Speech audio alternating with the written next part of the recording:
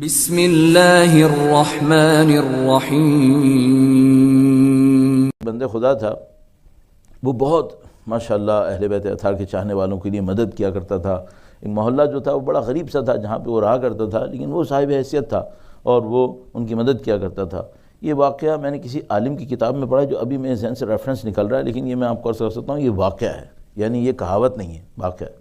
تو ایک دفعہ محلے کے بچوں نے بڑا کوئی پروگرام بنایا، جو انہوں نے کہا کہ بڑا کوئی ایمبیشیس انہوں نے ایک پروگرام بنایا، یہ بھی کریں گے، یہ بھی کریں گے، یہ بھی کریں گے، اور بجٹ شوٹ کر گیا۔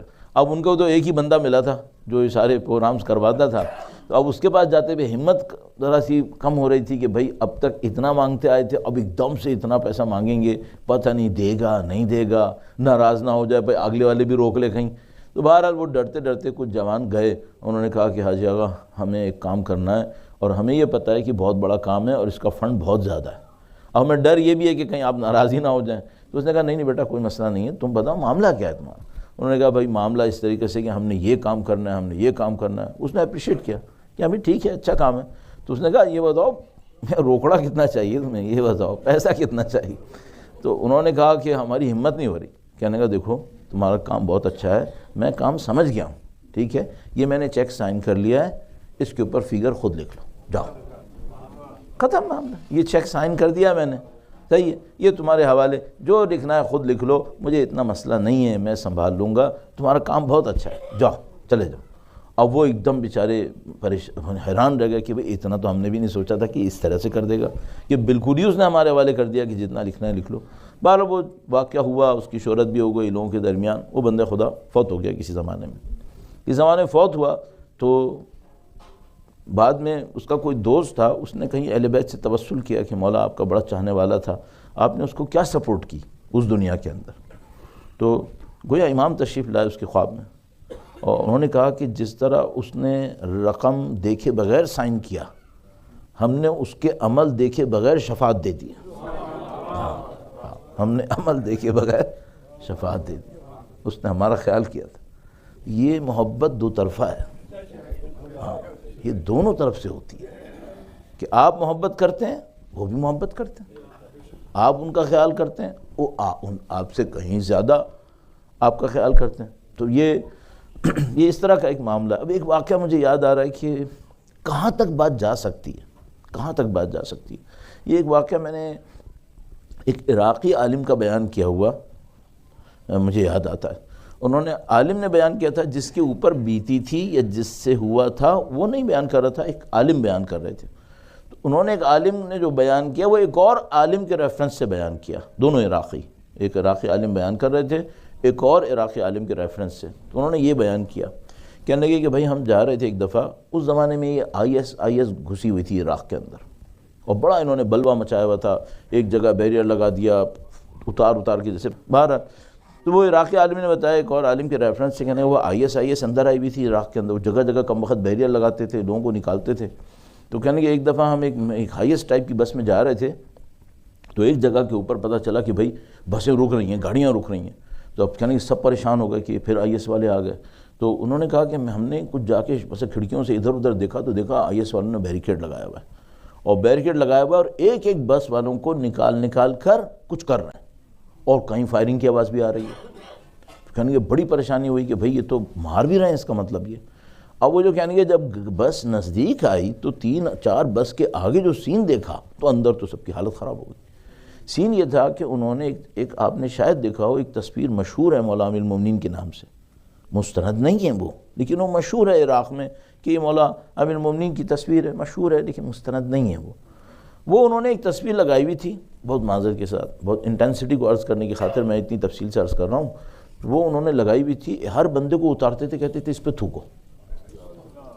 تھوکو تو بس میں بیٹھو گے ورنہ تم گئے۔ کہ عجیب مشکل، جو سب نے دیکھا منظر تو اب وہ حالت خراب ہو گئی سب کی کہ اب کیا ہوگا۔ خیر تقیہ ظاہر واجب ہے انسان کے لیے کہ اپنا تقیہ کرے، کسی کی ہدایت گمراہی کا مسئلہ تو نہیں ہے وہاں پہ، کوئی ایسے نہیں کہ آپ کے اس عمل سے کوئی گمراہ ہو جائے گا۔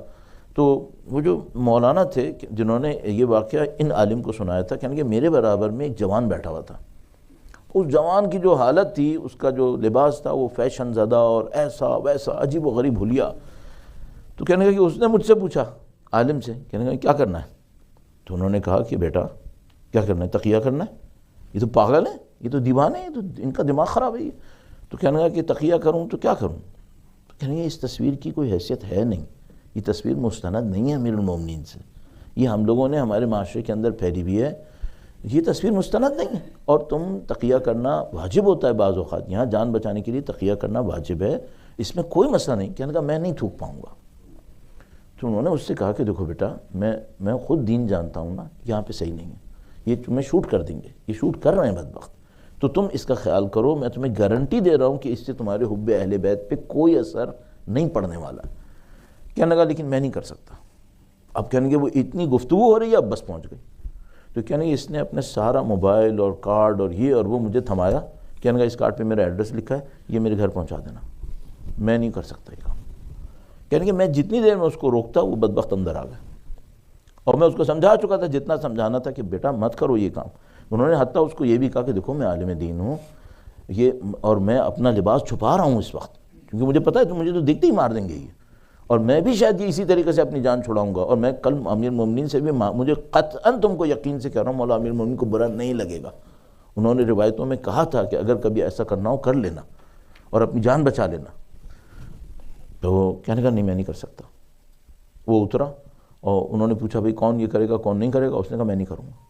انہوں نے کہا نہیں کرو گے؟ سامنے جا کر فائر ہو گیا۔ کہنے کا ٹھیک ہے میں تیار ہوں۔ کہنے کہ اب میں اس کو کیا کرتا؟ وہ اتر گیا اور اس کو اٹھا کے وہ جو پہاڑی کی چھوٹی سی ایک مٹی کا ڈھیلا تھا اس کے پیچھے لے گئے، پیچھے لے گئے۔ یعنی تھوڑی دیر میں فائر کی آواز آ گئی، فائر کی آواز آئی، کچھ بھی نہیں۔ انہوں نے کہا باقی لوگ بیٹھو جاؤ۔ کہ نہیں ہم بیٹھ گئے، چلے گئے۔ سارے راستے سب لوگ روتے رہے کہ یہ بیچارے نے اپنی جان دے دی اس معاملے کے اوپر۔ کہنے کہ بہت تکلیف ہوئی، بہت تکلیف ہوئی۔ کہنے کہ میں گھر آیا ہوں نا تو میں 3 دن تک تو بخار میں ہی پڑا رہا، اتنا میرے دل کے اوپر غم تھا اور اتنا مجھے تکلیف ہوئی۔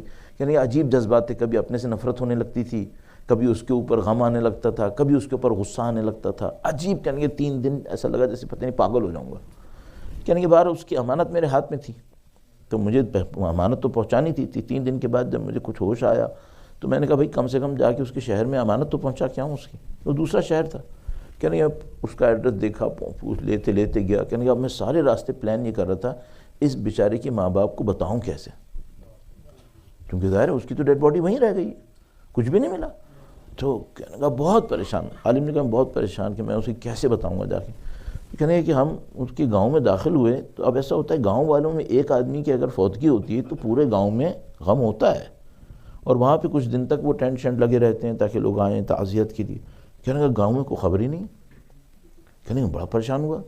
کہنے کہ پھر مجھے سمجھ میں آیا کہ ابھی شہادت کی خبر پہنچی ہی نہیں ہے، میں نے پہنچانی ہے۔ اوہ کہنے کہ تم اور میرا دل ڈوبنے لگا کہ یہ کیا مصیبت آ گئی۔ تو بہرحال کہنے کہ میں نے گھر پہنچنے سے پہلے ان سے پوچھا محلے میں کہ یہاں کوئی جوان ہے جو غائب ہوا ہے؟ انہوں نے کہا نہیں، سب صحیح ہیں۔ میرے سمجھ میں نہیں آ رہی کیا بات۔ کہنے کہ میں نے دروازہ کھٹکھٹایا اس کے گھر کا، وہ خود باہر نکل آیا۔ کہنا پھر بے ہوش ہو گیا، پھر بے ہوش ہو گیا۔ درود بھیجے محمد و آل محمد صلی علی محمد و آل محمد وعجل کر۔ کہنے کہ میں نے اس سے کہا کہ بھائی تم ہی ہو، تم کوئی رو لے آئے، کیا ہو گیا، تم ہی ہو؟ کہنے کہ ہاں میں ہوں۔ تو کہنے کہ میں فائر کی آواز سنی ہے؟ کہنے کہ ہوا تھا، فائر ہوا تھا۔ کہنے کہ بچ کیسے گئے؟ اب اس نے یہ سنایا، اب اس جوان نے سنایا۔ کہنے لگا کہ یہ کم بخت مجھے لے گئے، آخری دفعہ پوچھا تھوکتے ہو نہیں تھوکتے؟ کہنے کہ میں نہیں تھوکوں گا۔ کہنے مار دیں گے ہم تمہیں، چھوڑیں گے نہیں۔ کہنے مار لو، کوئی مسئلہ نہیں، مجھے پتہ ہے مار لو گے، تم نے اتنے مارے ہیں تو ایک اور مارو۔ اسے کہا ٹھیک ہے۔ کہنے اس نے مجھے فائر کی، فائر مجھے لگی، میں بے ہوش ہو گیا، اور اس کے گمان میں مر گیا۔ کہنے کا شاید میں مر بھی گیا ہوں گا، مجھے نہیں پتہ۔ کہنے کا تھوڑی دیر میں مولا تشریف لے آئے، مولا امیر اللہ صلی اللہ علیہ وسلم۔ کہنے مولا تشریف لائے، خود مولا امیر المومنین تشریف لائے۔ تو کہنے کہ میں نے مولا کو دیکھا تو فرمایا کہ کیا حال ہے؟ کہنے کا تکلیف ہے۔ اس نے کہا مولا تکلیف ہے، کیا ہی صحیح ہو جائے گی تکلیف؟ کہنے کا تھوڑا انہوں نے کچھ کیا، بالکل تکلیف ختم ہو گئی، پھر کوئی احساس نہیں تھا۔ پھر کہنے گا کہ امام نے ایک جملہ کہا مجھ سے اور میں غلط جواب دے گیا۔ کہنے لگے امام نے کہا اگر ہمارے ساتھ چلنا ہے تو ابھی چلو، ہم اپنے ساتھ رکھیں گے، بولتے ہو تو دنیا میں واپس بھیج دیتا ہوں۔ ہاں چلنا ہے تو چلو، ہم اپنے ساتھ رکھیں گے، اور جانا ہے تو واپس بھی جا سکتے ہو۔ کہنے لگا پتہ نہیں میری عقل میں کہاں سے آیا، میں نے کہا مجھے واپس جانا، کیا اب میں اتنا اپنے اوپر افسوس کر رہا ہوں کہ میں نے بدبختی کیوں لی ہے، کیوں واپس آیا میں۔ کہنے لگا پتہ نہیں مجھے ماں باپ کا خیال آیا، کیا میرے دماغ میں آئی، میں نے کہہ دیا مولا مجھے واپس جانا ہے۔ امام نے کہا ٹھیک ہے۔ کہنے لگا بس میں ایسے ہی پڑا ہوا تھا جیسے لاش پڑی ہوتی ہے، تکلیف ختم ہو چکی تھی، تھوڑی دیر میں انہوں نے کہا واپس جانا ہے، میں نے کہا ہاں واپس جانا ہے۔ تو کہنے لگا تھوڑی دیر میں نے دیکھا کہ میں بالکل صحیح ہوا ہوں، تو اب میں ایک بیابان میں پڑا ہوں اور تکلیف بھی نہیں ہے، درد بھی نہیں ہے، زخم بھی نہیں ہے، سب کچھ صحیح ہے۔ تو اس کہنے لگا میں نے امام سے کہا کہ مولا مجھے نہیں پتا میں ہوں کہاں، گھر کیسے جاؤں؟ انہوں نے فرمایا ہم بھیج دیں گے۔ تو فرمایا کہ بس تم یہاں سے یہ مڑنا، یہ مٹی کے ڈھیر کے پیچھے سے اس طرح نکلنا، تمہارا گھر تمہارا گاؤں سامنے ہوگا، تم پہچان لو گے۔ کہنے لگا بس میں یوں مڑا ہوں، میں نے دیکھا میرا گاؤں آ گیا، میں گاؤں کے اندر آیا ہوں، مجھے کسی کی ہمت ہی نہیں بتانے کی کہ میں لوگوں کو کیا بتاؤں کیا ہوا۔ تو یہ عراقی عالم رونے لگا بیچارہ، کہنے لگا دیکھو ہم نہیں سمجھ رہے تھے کہ مولا یہ بھی کریں گے، یہ بھی ہو سکتا ہے، اتنا تک آ سکتے ہیں۔ صحیح۔ اب یہ تھا کہ اب مثلا ممکن ہے مجھ سے کوئی کہے کہ مولانا سب کے ساتھ تو ایسا نہیں ہوتا ہوگا، کیا پتہ، دو آپشن دیے تھے نا، ہاں کیا پتہ، اور خود وہ کہہ رہا تھا کہ میں نے غلط آپشن دیا، مجھے نہیں آنا چاہیے تھا واپس، مجھے جانا چاہیے تھا، کیونکہ امام کہہ رہے تھے کہ اگر جاؤ گے تو ہمارے ساتھ رہو گے، تو کہنے لگا اتنا اچھا موقع مل رہا تھا میں ان کے ساتھ چلا جاتا، لیکن بہرحال میں ادھر آ گیا۔ تو احسان میں ہوتا ہوں، یہ دنیا ایکٹیو ہے، ان کی محبتیں چل رہی ہیں، ان کی سرپرستیاں چل رہی ہیں۔ اگر میں صرف وہ واقعات شمار کروں نا جن کو میں اس دور کا سنتا ہوں، اس دور میں کیا کچھ ہوا ہے، بہت ہے۔